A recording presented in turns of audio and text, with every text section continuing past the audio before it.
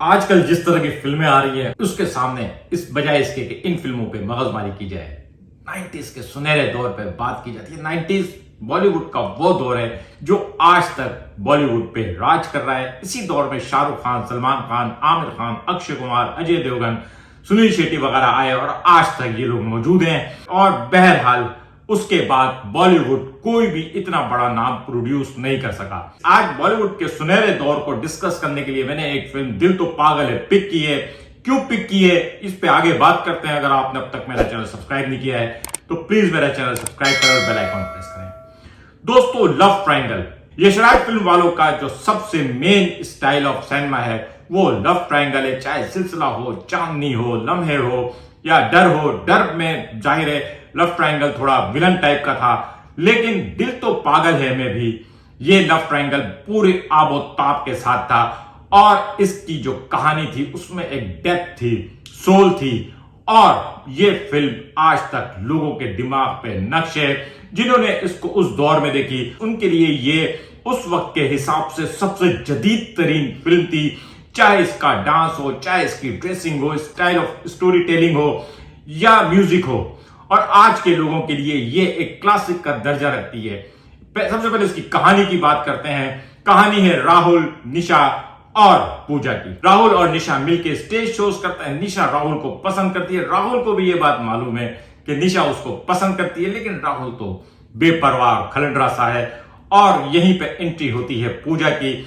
और फिर राहुल साहब जो है पूजा के इश्क में गिरफ्तार हो जाते हैं। और जब निशा को यह बात पता चलती है तो उससे बर्दाश्त नहीं होता। ये एक बजाहिर बड़ी सादा सी स्टोरी है, लेकिन इस सादा सी स्टोरी को इंतहाई कॉम्प्लेक्स अंदाज में पेश किया है। उसमें खास तौर पे करिश्मा कपूर का बेहोशी में राहुल से इजहार मोहब्बत करना या फिर लंदन छोड़ के जाते हुए राहुल को बातें सुनाना। और दूसरी तरफ माधुरी दीक्षित जो पूजा बनी थी, माधुरी दीक्षित जिसकी जिंदगी में कोई नहीं था। और जब अक्षय कुमार उससे शादी का ऑफर करता है तो उसके पास कोई ऑप्शन ही नहीं होता कि वो इनकार करे और वो उस ऑप्शन को कबूल कर लेती। वैसे भी माधुरी दीक्षित को अक्षय कुमार के पेरेंट्स ने पाला था। फरीदा जलाल उसमें बड़े प्रोमिनेंट कैरेक्टर में मौजूद थी। और जब पूरी ये डिसाइड करती है कि वो अजय यानी अक्षय कुमार नहीं बल्कि राहुल यानी शाहरुख खान से शादी करना चाहती है, उसी वक्त फरीदा जलाल की एक एंट्री होती है। और उसी वक्त फरीदा जलाल जो है वो इस बात की खुशी का इजहार करती है कि मैं तो बेटी तुम्हें हमेशा से बहू बनाना चाहती थी। ले जी, कहानी में फिर ट्विस्ट आ गया। इसकी कहानी एक अजीब से अंदाज में चल रही है। आपको ये नहीं पता चलेगा कि कब इस फिल्म की कहानी चल रही है और कब जो डायलॉग चल रहे हैं वो एक्चुअली किसी स्टेज शो की प्रिपरेशन या किसी स्टेज शो का हिस्सा है। मुझे याद है आज भी जब ये फिल्म नई आई तो मेरे एक दोस्त ने आके कहा, यार अजीब सी फिल्म में पता ही नहीं चलता कि जब पूरा सीन खत्म हो जाता है तो पता चलता है ये सीन जो है ना ये तो स्टेज ड्रामे का था, और जब देखोगे ये स्टेज ड्रामे का तो पता चलता है ये रियलिटी का था। कुछ सीन इसमें इस तरह से भी फिल्माए हैं कि पूरा सीन जो है जब फिल्म बंद हो गया है तो उसके बाद आपको पता चला कि वो तो सिर्फ सोच रहा था। इस फिल्म के अंदर ये जो इस कहानी के अंदर जो इन्होंने ट्विस्ट रखे हैं, सस्पेंस रखा है, डेप्थ रखा है और एक्टिंग। अब मैं बात करता हूं इसके उस एस्पेक्ट्स की जो इस फिल्म को एक यादगार लाजवाब शाहकार बनाते हैं। सबसे पहले एक्टिंग। इस फिल्म के 3 पिलर हैं, शाहरुख खान, माधुरी दीक्षित और करिश्मा कपूर। डांसिंग फिल्म है इसलिए इन तीनों को डांस करना है। म्यूजिकल फिल्म है इसलिए इन तीनों को गाने गाने हैं। और फिल्म है इसलिए इनको एक्टिंग करनी है। और ये तीनों इसमें उरूज पे नजर आते हैं। इस फिल्म में करिश्मा कपूर की जो एक्टिंग थी मेरे ख्याल में उसके कैरियर की बेस्ट एक्टिंग थी। खास तौर पे जिस तरह के फेस एक्सप्रेशंस थे और जो डांस ऑफ इनवायर में उसकी एंट्री का सीन है और उसके बाद उसका डांस करना है। पहली बार माधुरी के डांस के दरमियान में किसी और के डांस को नोटिस किया गया। वो माधुरी जिसने जब प्रभुदेवा के साथ डांस किया तो प्रभुदेवा ने कहा कि मुझे पहली बार पता चला कि मुकाबला किसको कहते हैं। लेकिन डांस ऑफ एनवायर में जो करिश्मा कपूर के एक्सप्रेशंस है, डांस तो आजा की शायरी का नाम है, लेकिन उसमें उसको जो सबसे ज्यादा चीज कंप्लीमेंट करती है वो फेस एक्सप्रेशंस है। और उस डांस में माधुरी और करिश्मा के जो फेस एक्सप्रेशंस है वो देखने वाले हैं, क्योंकि वो तो डांस रहा है लेकिन फेस एक्सप्रेशंस के जरिए जो जज्बात का इजहार है वो एक लाजवाब सीन है। इसके अलावा भी करिश्मा कपूर का एक सीन जब वो शाहरुख खान को कहती है मुझे सॉरी नहीं बोलो राहुल, वो मेरे ख्याल में इस फिल्म का तो लाजवाब सीन है ही। शायद 90s की दहाई की फिल्मों में कुछ यादगार सीन में से एक यादगार सीन है। शाहरुख खान, राहुल नाम तो सुना होगा। शाहरुख खान का मेरे ख्याल में ये सबसे बेस्ट पीरियड था। दिलवाले दुल्हनिया ले जाएंगे की तारीखी कामयाबी जो शायद शोले के बाद इंडियन सिनेमा की सबसे ज्यादा अरसे तक चलने वाली फिल्म भी बनी। उसके बाद शाहरुख खान को कुछ और फिल्मों की जरूरत थी और दिल तो पागल है और कुछ कुछ होता है ने वो प्लेटफॉर्म दिया जिसकी वजह से आज तक शाहरुख खान जो है इस फिल्म इंडस्ट्री पे राज कर रहा है। और जब वो कहता है कि हम तीन जो है वो लास्ट सुपरस्टार है तो वो बाकी आमिर खान और सलमान खान का नाम तो सिर्फ कर्टसी में लेता है। अदरवाइज इस बॉलीवुड की इंडस्ट्री का वाकई में अगर कोई सुपरस्टार है तो वो शाहरुख खान है। और दिल तो पागल है उसकी एक पीक थी क्योंकि इस फिल्म में एक्टिंग का बहुत रूम था। शाहरुख खान का सिग्नेचर स्टाइल, शाहरुख खान का हीरोइन को देखना, शाहरुख खान के ऊपर जो उस 90s के लोग मरते थे, शाहरुख खान के फेस एक्सप्रेशन, शाहरुख खान के बगैर डायलॉग बोले जो सीन होते थे, इमोशनल सीन, उसमें शाहरुख खान की क्या बात करें मेरे ख्याल में। और ये शाहरुख खान की one of the best film है। शाहरुख खान की 5-7 फिल्मों की लिस्ट बनाई जाए तो आप दिल तो पागल है के बगैर नहीं बना सकेंगे। माधुरी दीक्षित थोड़ी सी पुरानी थी, इन लोगों से सीनियर थी, तेजाब से मशहूर हो गई थी, लेकिन बहरहाल माधुरी दीक्षित के डांस, क्योंकि ये फिल्म डांस बेस्ड थी, सॉन्ग बेस्ड थी और एक्टिंग बेस्ड थी। और इत्तेफाक की बात है कि इसकी जो स्टार सिलेक्शन थी वो उन्होंने तीनों जो शोबे थे उसमें अपनी बेहतरीन परफॉर्मेंस दी और यही वजह है कि ये यादगार बनी। और माधुरी दीक्षित के डांस जो पूजा ने माया के लिए बतौर माया किए वो बेहतरीन डांस थे।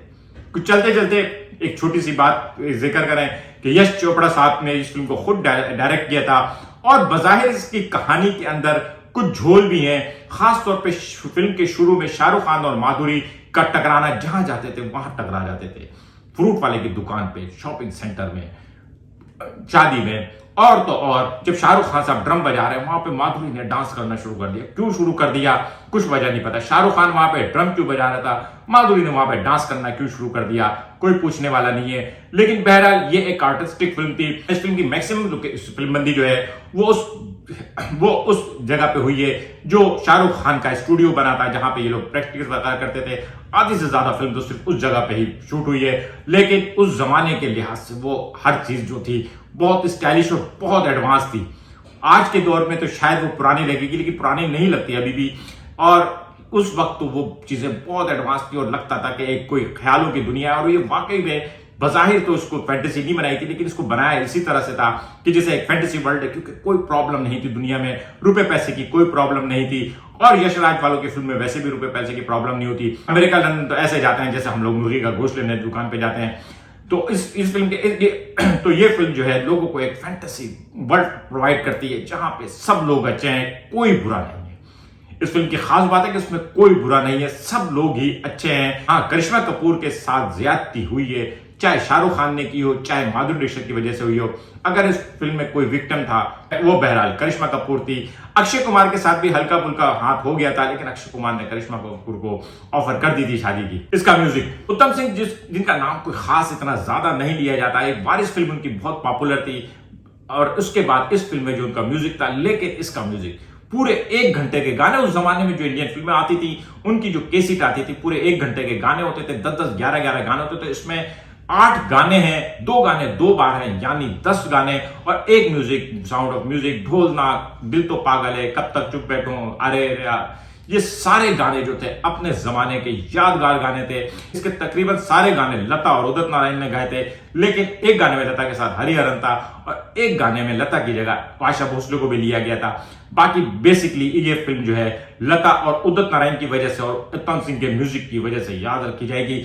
और इसके बाद इसका वो पहलू जो इसका सबसे यादगार था, इसमें पहली बार इसमें जो डांस पेश किए गए, खासतौर पर स्टेज डांस जो एक कॉम्बिनेशन वाले स्टाइल में किए, फॉर्मेशन में, वो डांस पहली बार बॉलीवुड में पेश किए गए थे। श्यामक दाबर साहब उस जमाने में चीज लाए थे और ये डांस इतने पॉपुलर हुए थे कि जहां लोगों को फिल्म की कास्ट और डायरेक्टर और प्रोड्यूसर का पता था, वहीं बच्चे बच्चे को पता था कि कोई नया डांस डायरेक्टर आया, कोई नया कोरियोग्राफर आया, श्यामक दाबर, जो नए स्टाइल का डांस लाया और उस डांस ने वाकई इंस्पायर किया। और उसके बाद इंडियन फिल्म इंडस्ट्री में डांस और म्यूजिक जो है वो चेंज हो गया। इस फिल्म ने फिल्म फेयर अवार्ड में 11 नॉमिनेशन और 8 अवार्ड जीते थे, जिसमें best actor Shahrukh Khan, best actress Madhuri Dixit, best supporting actor Karisma Kapoor, तीनों जो ट्रायल था ये तीनों अवार्ड ले गए थे। साथ में बेस्ट फिल्म का भी अवार्ड मिल गया था, बाकी म्यूजिक वगैरह के इसको अवार्ड मिले।